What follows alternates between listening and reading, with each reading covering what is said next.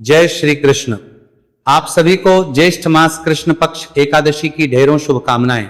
प्रिय भक्तों, आज के इस वीडियो में हम बात करेंगे ज्येष्ठ मास के कृष्ण पक्ष की एकादशी, जिसे अपरा एकादशी कहते हैं।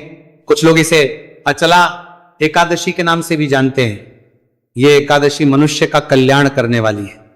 आपका अचल और अपार कल्याण होगा, अपार पुण्य की प्राप्ति होगी। इसकी संपूर्ण विधि में बताऊंगा कि पद्म पुराण में इसकी महिमा कैसे वर्णित है, भगवान कृष्ण के क्या विधि बताई गई है, क्या नियम बताए गए हैं, कैसे आपको इस एकादशी का व्रत करना चाहिए। ये एकादशी करनी कब है, नया व्रत इस तिथि से शुरू कर सकते हैं कि नहीं कर सकते हैं, उद्यापन कर सकते हैं या नहीं कर सकते हैं, भद्रा का क्या प्रभाव रहेगा, पूजा के लिए क्या मुहूर्त रहेगा और पारण आपको कब करना है। इस प्रकार से इस आने वाली एकादशी के विषय में संपूर्ण जानकारी आपको शास्त्रों के अनुसार इस वीडियो में प्रदान की जाएगी। आपसे निवेदन है कि वीडियो यदि थोड़ा सा भी उपयोगी लगे तो एक बार लाइक अवश्य कीजिएगा और कमेंट अवश्य लिखिएगा, जय श्री हरि या ओम नमो भगवते वासुदेवाय।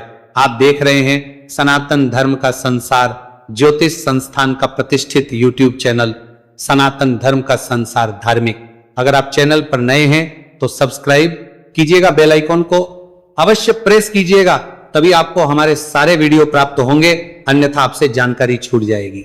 आइए प्रिय भक्तों, जानकारी आरंभ करते हैं। बात करते हैं आने वाली एकादशी की। प्रिय दर्शकों, एकादशी की महिमा यूं तो वैसे ही अपरंपार है। ये जो एकादशी है, इस एकादशी के विषय में भगवान कृष्ण महाराज युधिष्ठिर के पूछने पर कहते हैं कि हे युधिष्ठिर, जो मनुष्य इस व्रत को करते हैं वे संसार में प्रसिद्ध हो जाते हैं। अपरा एकादशी के व्रत के प्रभाव से ब्रह्म हत्या, भूत योनि और दूसरे की निंदा आदि के सब पाप दूर हो जाते हैं। भूत योनि से अभिप्राय है, मान लीजिए किसी व्यक्ति की मृत्यु हो गई और उसकी मुक्ति नहीं हो पाई, वो भूत बन गया, तो उस अवस्था में यदि उसे इस एकादशी का व्रत पुण्य अर्पित किया जाए, कोई अन्य व्यक्ति उसके निमित्त इस एकादशी का व्रत करे और उसका पुण्य उसको अर्पित करे, तो इस एकादशी के पुण्य के प्रभाव से वह निश्चित ही भूत योनि से छूट जाएगा, उसकी मुक्ति हो जाएगी। भगवान कृष्ण कहते हैं कि युधिष्ठिर, इस व्रत के करने से परस्त्री गमन, झूठी गवाही देने वाला, झूठ बोलने वाला, कम तोलने वाला, बहुत से जो राशन के दुकानदार होते हैं वो कम तोलते हैं ना, तो कम तोलने वाला या झूठे की रचना करने वाला, बहुत से ऐसे आजकल विद्वान बैठे हैं जो अपने आप को विद्वान कहते हैं और उन्हें शास्त्र की जानकारी है नहीं। वो लोगों में झूठ फैलाते हैं, कपटी वैद्य बनना, जिनको कोई ज्ञान नहीं है बीमारियों का, दवाइयों का, और वो डॉक्टर बनकर फिर रहे हैं।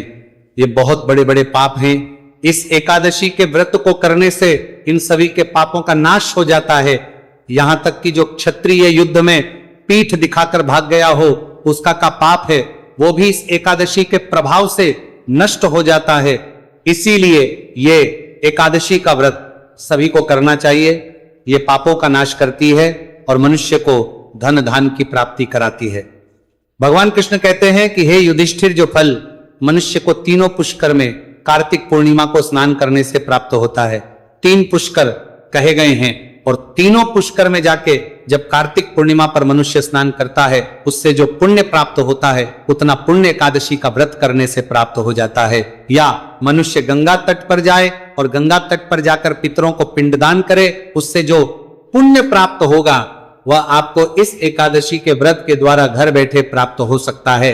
भगवान कहते हैं कि युधिष्ठिर, मकर के सूर्य में प्रयाग के स्नान से या शिवरात्रि का व्रत करने से जो पुण्य प्राप्त होता है वह इस एकादशी से प्राप्त हो जाता है। अर्थात मकर संक्रांति पर यदि कोई जाए, जो माघ का महीना है उसमें विशेष महिमा कही गई है ना तीर्थराज प्रयाग की, तो उससे जो पुण्य प्राप्त होगा आपको प्रयाग में स्नान करने से, वो आपको इस एकादशी का व्रत कर लेने से हो जाता है। इतना ही नहीं, भगवान कृष्ण कहते हैं कि सूर्य ग्रहण में कुरुक्षेत्र के स्नान से या स्वर्ण अथवा हाथी घोड़ा दान करने से जो पुण्य फल प्राप्त होता है, सूर्य ग्रहण के समय कुरुक्षेत्र में दान करने की बड़ी महिमा है साहब। शास्त्रों में इसको सबसे बड़े दानों में गिना जाता है। तो कहते हैं मेघ ग्रहण के समय, सूर्य ग्रहण के समय आप स्नान करें, सोने का दान करें, हाथी घोड़े दान करें, यज्ञ करवाएं, उससे जो पुण्य मिलता है उतना पुण्य यह एकादशी आपको व्रत कर लेने मात्र से प्रदान कर देती है। इसकी खूब महिमा कही गई है। भगवान कृष्ण के द्वारा इसके विषय में बहुत कुछ कहा गया है। पुराणों में मैंने संक्षेप में आपको समझाने का प्रयास किया है, जिससे कि आप महिमा को समझ पाएं, क्योंकि हमारा प्रयास केवल इसके लिए कि आप समझेंगे कि कितनी महत्वपूर्ण एकादशी है, तो आप इसको करने के लिए भी प्रोत्साहित होंगे। तो प्रिय भक्तों, बहुत एकादशी है, ये आपको अवश्य इसका व्रत करना चाहिए। अब प्रश्न उठता है, पंडित जी व्रत करें तो कैसे करें, इसकी विधि क्या है, नियम क्या है? देखिए, एकादशी का जो व्रत होता है वो एक त्रिदिवसीय विधान होता है, 3 दिन का विधान होता है। उसी प्रकार से ये एकादशी का भी 3 दिन का विधान होगा। 3 दिन का विधान कैसे होता है कि प्रथम दिन जो आता है ना, उस प्रथम दिन पर मनुष्य को दशमी के नियम पालन करने होते हैं। एकादशी के दिन व्रत के दिन नियम होते हैं, और द्वादशी के दिन पारण के दिन के नियम होते हैं, और प्रकार से 3 दिन के नियम पालन करने के बाद ही मनुष्य इस व्रत के संपूर्ण फल को प्राप्त कर पाता है। तो अब जानते हैं कि इसके नियम क्या है। प्रिय भक्तों, तो दशमी तिथि से इसके नियम आरंभ हो जाएंगे। उनको एक बार ध्यान दीजिएगा। व्रत के 1 दिन पूर्व आपको सबसे पहले तो लहसुन प्याज आदि का त्याग कर देना है। जो भक्तगण मांस मदिरा का सेवन करते हैं और व्रत भी करते हैं, तो उन्हें मांस मदिरा का सेवन भी बंद कर देना है। व्रत के 1 दिन पहले ही दशमी तिथि को सभी को ब्रह्मचारी धारण कर लेना है, जो भी व्रत करने वाले हैं। जो माताएं बहनें सर धोना चाहते हैं, बाल धोना चाहते हैं, तो दशमी तिथि को ही आपको सर धो लेना चाहिए, बाल धो लेने चाहिए, क्योंकि एकादशी और द्वादशी को तो सर नहीं धोया जाता है। शास्त्र कहते हैं कि इस दिन बाल नहीं धोने चाहिए। अब बहुत सी माताएं बहनें प्रश्न करती हैं, पंडित जी अगर कुछ इमरजेंसी आ जाए, व्रत पूजन के लिए, शुद्धि के लिए धोना आवश्यक हो तो क्या करें? तो ऐसी अवस्था में पूजा पाठ के लिए, शुद्धिकरण के लिए बाल धोना आवश्यक हो, तो उसमें आप जो नहाने का जल है ना, जिससे आप बाल धो रहे हैं, उस जल में थोड़ा सा कच्चा दूध डाल लीजिएगा, उससे आप बाल धोइएगा। साबुन शैंपू की मनाही है। केवल इससे आप बाल धो लेंगे ना, उसी से शुद्धि हो जाएगी, और जो दोष होता है उस दिन का, वो कच्चा दूध डालने से समाप्त हो जाएगा। तो इस प्रकार से इमरजेंसी में आप बाल धो सकते हैं। दशमी तिथि को मसूर की दाल का प्रयोग नहीं करना, क्योंकि मसूर की दाल तामसिक होती है। लहसुन प्याज चने के साग का प्रयोग नहीं करना। शहद का प्रयोग भी वर्जित कहा गया है। दशमी तिथि को शहद का प्रयोग नहीं होगा, खाने में सेवन नहीं करेंगे, पूजन में सेवन नहीं करेंगे। वैसे ही एकादशी के पूजन में भी शहद का प्रयोग नहीं है, और द्वादशी के पूजन में भी, जो पारण का पूजन करेंगे उस दिन भी शहद वर्जित कहा गया है। जो आप पंचामृत बनाएंगे ना भगवान को पूजन के लिए, उसमें भी शहद नहीं डालना है। ज्येष्ठ मास की पर बैंगन खाना भी मनाए। तो दशमी तिथि पर आपको इस एकादशी पर विशेष ध्यान दीजिएगा कि बैंगन का सेवन नहीं करना है। तो यह कहूंगा कि बैंगन का सेवन अब आपको पूरे ज्येष्ठ में नहीं करना चाहिए। इसका एक वैज्ञानिक कारण भी है। वैज्ञानिक कारण क्या है कि इस मौसम में बैंगन में कीड़े पड़ जाते हैं और बहुत अधिक कीड़े आते हैं। ऐसी अवस्था में अगर आप खाएंगे भी तो वो आपके स्वास्थ्य के लिए भी अच्छा नहीं होता। कांसे के पात्र का प्रयोग नहीं करना है। कांसे के बर्तन में यदि भगवान को भोग लगाते हैं तो बंद दीजिए। इस एकादशी या दशमी तिथि पर आप कांसे का प्रयोग ना करें। और अगर बर्तन आदि में कुछ भोजन बनाते हैं तो उसको भी आप दशमी, एकादशी, द्वादशी पर प्रयोग ना कीजिएगा। इस प्रकार से ये कुछ सावधानियां हैं, इनको बरतिए। और जो एकादशी पूजन के लिए आवश्यक सामग्री है उसको एकत्र कर लीजिए। अब मैं पहले आपको सामग्री बता देता हूं। सामग्री के रूप में आपके पास भगवान नारायण की कोई तस्वीर या प्रतिमा होनी चाहिए। जिनका आप पूजन करेंगे उनको स्थापित करने के लिए आप चौकी ले सकते हैं। चौकी पर बिछाने के लिए पीला वस्त्र ले सकते हैं। उनको अर्पित करने के लिए भगवान को रोली, मौली, पान, सुपारी, लौंग, इलायची, धूप, दीप, इत्र, जनेऊ दो लीजिएगा। एक व्रत वाले दिन पूजन में प्रयोग होगी और एक पारण वाले दिन दूसरा पान के पत्ते भी दो लीजिएगा। या आप अगले दिन ताजा लेके आए तो बहुत उत्तम है। पुष्प जो है दोनों दिन आपको ताजा ही लाने हैं। तुलसी पत्र आप एक बार तोड़ के और 10 दिन तक प्रयोग कर सकते हैं। तुलसी पत्र बाद से नहीं माने जाते। आज ही के दिन तुलसी पत्र आपको उतार के रख लेना है, तोड़ के रख लेना है, क्योंकि एकादशी द्वादशी में तुलसी पत्र नहीं तोड़ना चाहिए। तो मैंने आपको सामग्री बता दी। ये सारी सामग्री दसवीं तिथि को एकत्र कर लीजिए। इस दिन एक वक्त का अन्न खाने का ही विधान कहा गया है।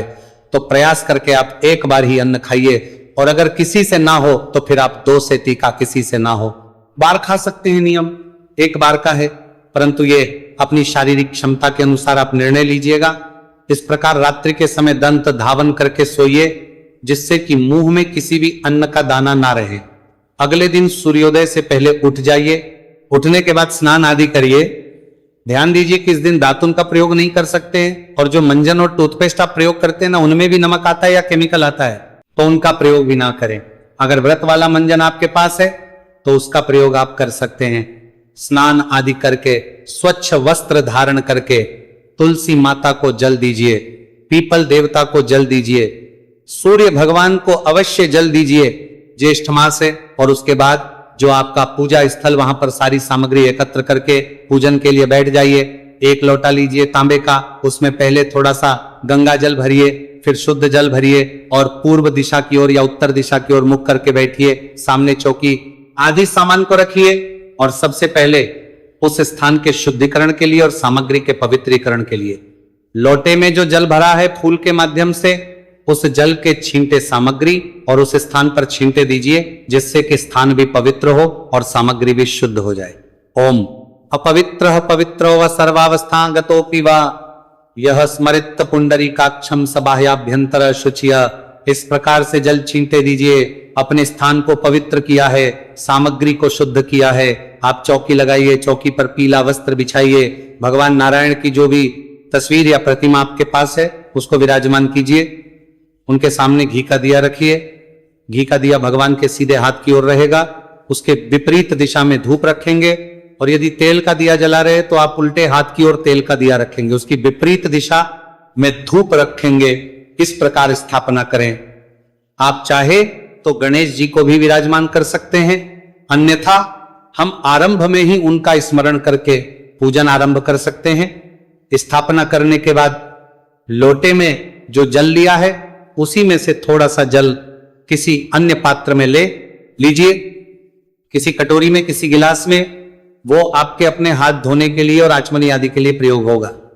अब उस जल में से एक चम्मच जल अपने हाथ में लीजिए और हाथ धो लीजिए। हाथ धोने के बाद एक एक मंत्र पर एक एक चम्मच जल का पान कीजिएगा, आचमनी कीजिएगा। यहां बताता चलूं कि व्रत यदि कोई भी कर रहा है तो उसे 6 मासा जल ही कहा गया है।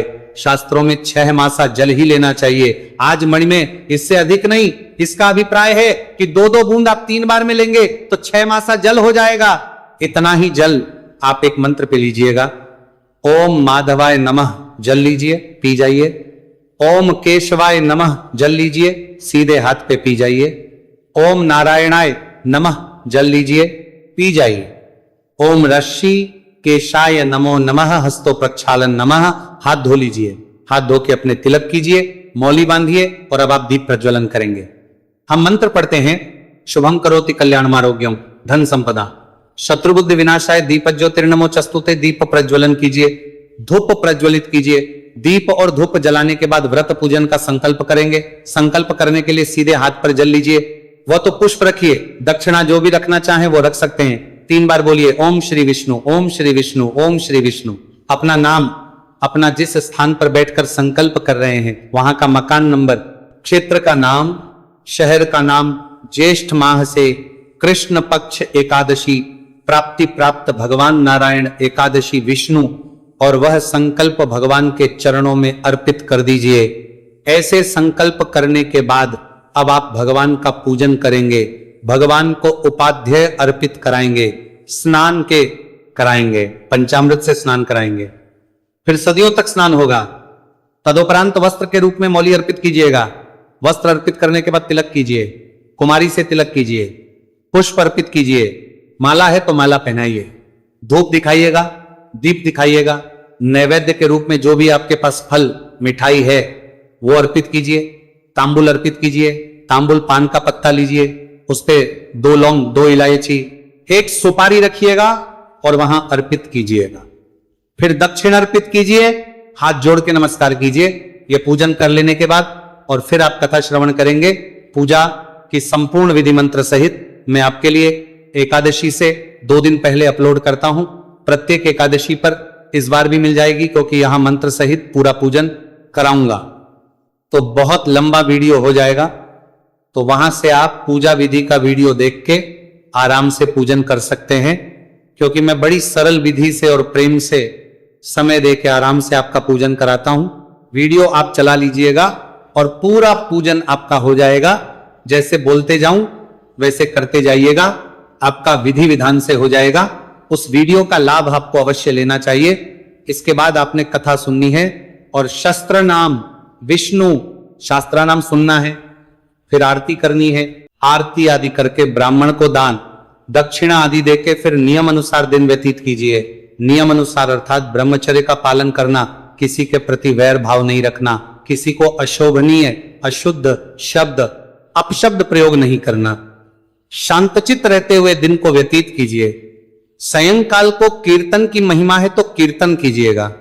अब आपके आसपास यदि कीर्तन कहीं नहीं होता है, मंदिर आदि नहीं है, तो नारायण कहते हैं कि इन स्तोत्र पाठ को पढ़ के या सुन के भी आप कीर्तन का पुण्य ले सकते हैं। वो सभी स्तोत्र और पाठ मैं आपके लिए प्रत्येक एकादशी पर अपलोड करता हूं एक वीडियो में, उस वीडियो का भी आप ले सकते हैं। लेकिन एक ये कीर्तन का पुण्य प्राप्त करने में सहायक है। तदोपरांत आहार की बात करें तो फलाहार आपको करना चाहिए, दूध इसमें आप ले सकते हैं। रात्रि काल को जागरण की महिमा है कि रात्रि काल को पूरी रात्रि जागरण करना चाहिए। और जागरण का भी प्राय यानी कि टीवी देख रहे हैं, कौशिक कर रहे हैं, पूजा पाठ करते अर्थात भगवान के स्तोत्र सुनते हुए पाठ सुनते हुए आपको जागरण करना चाहिए। तो जो वीडियो है उसी में सारे स्तोत्र पाठ होते हैं जो रात्रि जागरण के समय भी सुने जाते हैं, तो उसका लाभ अवश्य आप लीजिएगा। जागरण कब तक करें? जागरण रात्रि के लिए कहा गया है, और जो पूरी रात्रि ना कर पाए तो कम से कम 2 बजे तक अवश्य करें। और अगले दिन सूर्योदय से पहले उठ जाए। पारण के लिए विधि विधान से पारण का पूजन करके और फिर व्रत का पारण कीजिएगा।